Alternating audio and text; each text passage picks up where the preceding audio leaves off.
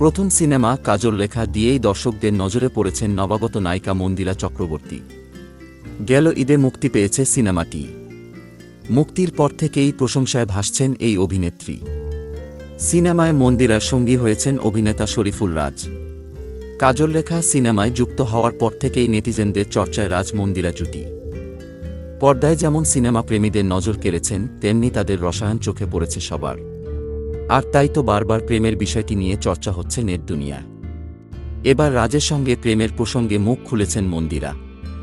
সম্প্রতি দেশের একটি গণমাধ্যমে কাজের পাশাপাশি বিভিন্ন বিতর্কিত বিষয়েরও সোজা সাপটা জবাব দেন মন্দিরা।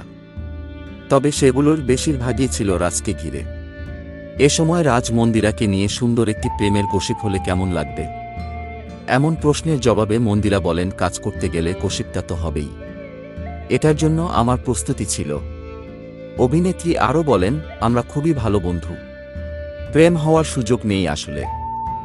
বলতে পারি সে আমার খুবই ভালো একজন বন্ধু হয়ে উঠেছে। শুটিংয়ের সময় সে আমার বন্ধু ছিল না, কারণ তখন তার সঙ্গে খুবই কম কথা হতো। আমাদের শুটিং হয়েছে 2022 সালে। এখন সে যে লাইফটা কাটাচ্ছে, তখন সে এই লাইফে ছিল না। তার তখন সন্তান হয়েছিল। সবকিছু মিলিয়ে সে তার মতো ছিল।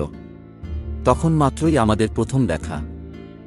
মন্দিরা বলেন, সহকর্মী হিসেবে যতটা কথা বলার দরকার ছিল ততটা, কিন্তু সিনেমার প্রচারের সময় বিভিন্ন জায়গায় যাওয়া আসা তো থাকে না। একজন মানুষের সঙ্গে আপনি নিয়মিত বের হচ্ছেন, কাজে যাচ্ছেন, আপনার তার সঙ্গে একটি বন্ডিং হয়ে যাবে, এটাই স্বাভাবিক।